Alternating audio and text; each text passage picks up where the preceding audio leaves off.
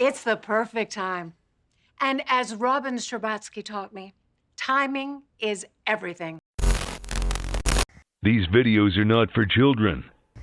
If you're a children, then piss off. Hey there, it's me, your least favorite YouTuber, Infuso. And I've talked about how much I Met Your Father sucks. And then shortly thereafter, I talked about how it was actually pretty good. The reason I'm telling you all this is because I'm playing both sides so that I always come out on top. To say I've had mixed feelings on this brand is an understatement. I think it got off to a relatively boring and meandering start. But then I found the follow-up episodes to be surprisingly great improvements from the bad first impression I got. So today, I'm here to look back at the last 5 episodes of the show's first season to see if it broke even. So with all that being said, let's get right into it. I find a bunch of the plots in the show actually kind of fun. They touch on topics I don't think the original show did in its run, but they're also directions I feel that they would have taken had that show still been around today. Having Jesse unknowingly start a relationship with a girl that his adopted sister had a one-night fling with seems right up the alley of where the first show would go had it gotten a season 17. I like this cast of characters. I think that there's a lot of them, and as such, there isn't always a lot of time for them from episode to episode. But the show does a mostly good job at juggling plots to give them all screen time. These plots usually fit a similar theme and play into one overall narrative, sometimes connecting in ways that I would not have previously foreseen. It's just, sometimes some of the main characters feel a lot more like supporting cast or reoccurring roles. But this changes from episode to episode. Sometimes Ellen and Sid are in the back, while Valentina and Charlie are in the forefront. Sometimes Jesse's the main focus, while the rest of the cast is put on the back burner. This is drastically different from How I Met Your Mother's 5 leads, because those characters were always at the center of every episode, which is fine, by the way. I'm not complaining. As a matter of fact, I think this is a good way of making sure none of the leads ever get stale. We're limited with how much we see of each person from every given moment. I think there's merit to the statement that too much of a good thing is a bad thing. And I also think that there's merit to the statement that absence makes the heart grow fonder. So this isn't something bad, it's just something different. And something worth noting. Hilary Duff has really made her character incredibly likable and real. I was worried going in that we were just going to see a grown-up Lizzie McGuire, but even in her squeaky clean performance here, she's completely believable, and I find myself actually rooting for her character, which is not something I thought I could say when this show first started. I think I've praised her work in the show before, but she really deserves all the credit in the world, because I believe that this is the type of character that's easier to get wrong than it is to get right. I actually think thus far she's been a surprisingly better lead than Ted Mosby. Even when the character is at her absolute worst, it's understandable as to how she got there, and it doesn't change the overall perception of the character. Maybe that's just because she's not pressuring others into dating her, like someone else I know. But the point is, it's easy to make a lovesick, romance-obsessed young adult come off as considerably creepy, but she doesn't.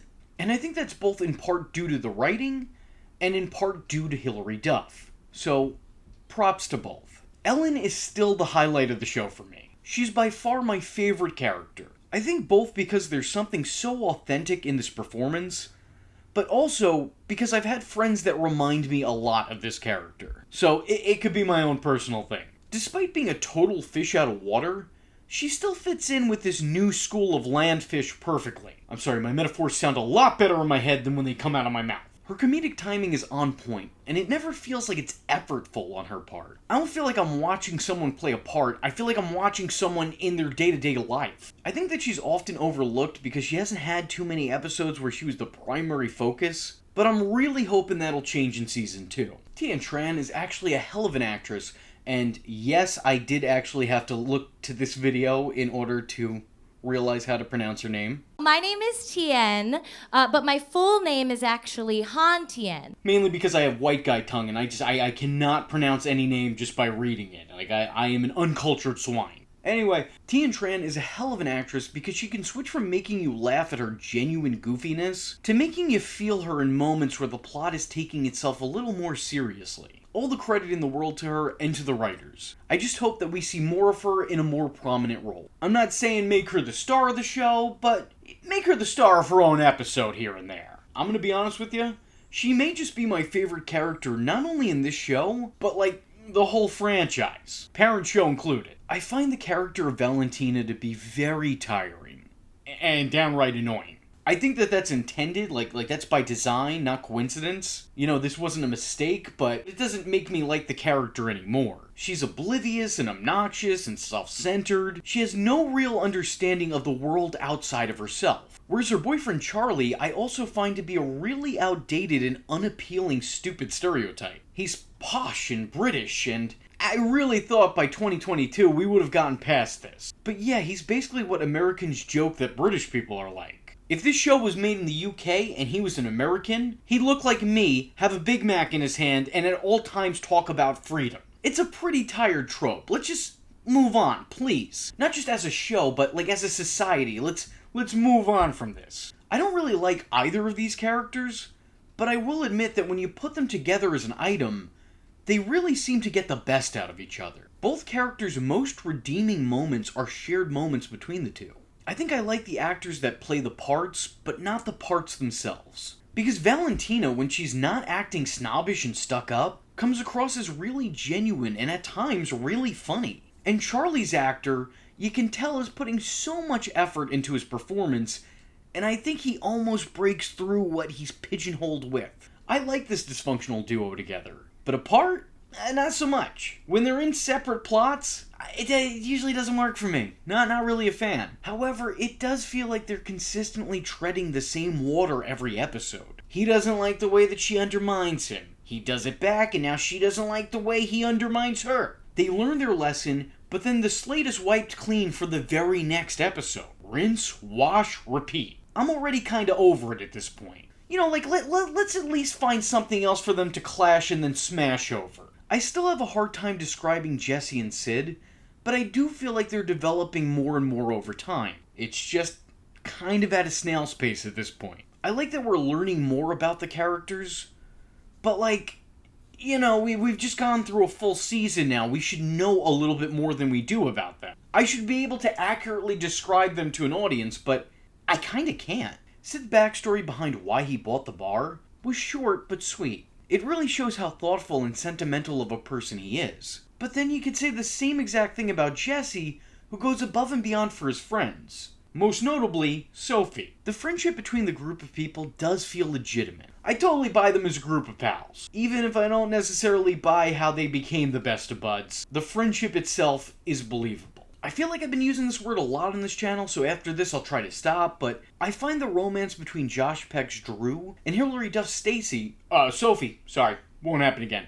I find it really endearing. I buy the two as a loving, awkward couple. It's like they have two halves of the same strange working brain. But I did find the conflict they found themselves in to be both premature and forced. It would have been nice to see more of these two work together and be in a relationship. It feels like this was cast aside last minute out of fear of not getting a second season. And then they hastily threw Jesse and Sophie together because it was kind of mentioned once or twice before. Which, by the way, the build-up to that also feels a little bit forced. I just wish the show would stop fast-forwarding through itself so I could kind of enjoy the ride a little bit more. Look, this is just one guy's opinion, but slow builds make things mean more in the long run. This is probably my primary issue with the show. It doesn't give itself room to breathe. It's constantly propelling itself forward that it doesn't give its own plots time to just exist. It moves from one thing to the next.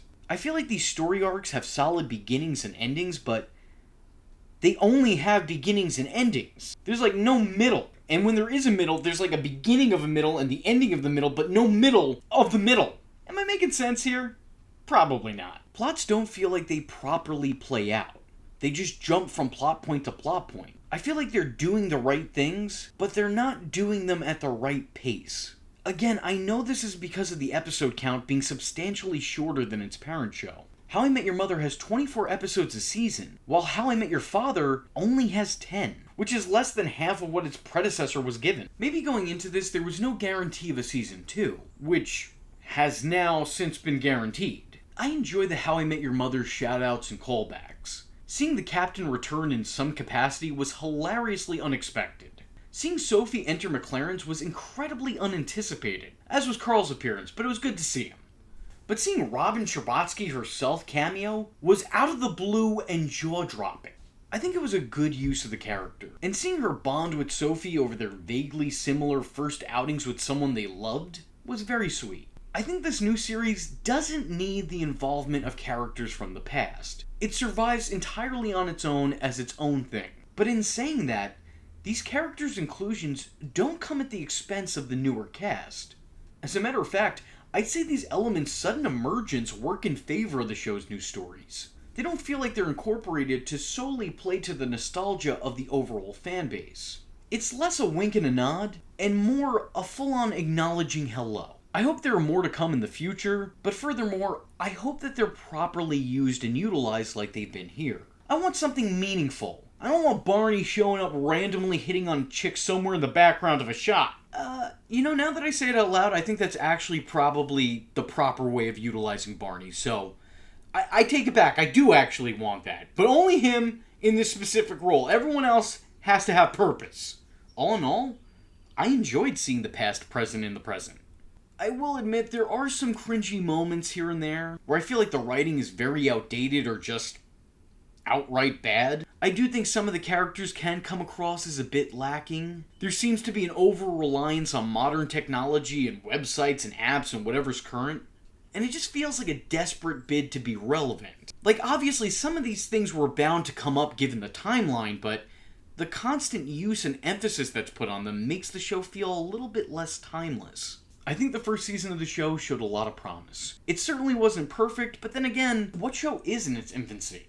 It wasn't always good, but when it was really good. And when it was bad, well, it was just kind of boring. I really hope to see the show continue to improve and provide solid content in the future. And you can bet that I'll be watching along to see that it does, or doesn't, but really hoping that it does.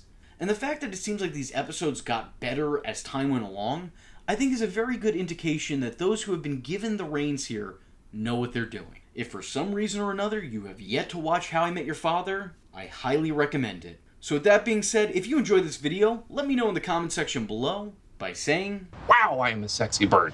I was your least favorite YouTuber, Infuso, and I thank you for watching. Hope to see you in the next one. I am vengeance. I am the night, and that was Infuso.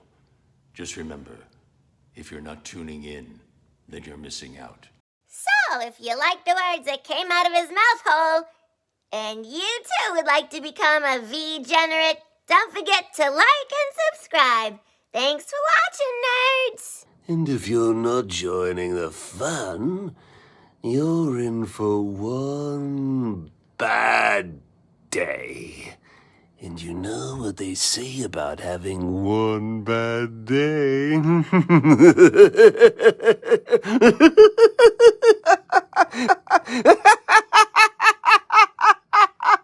Catch him next time. Same bat time. Same bat channel.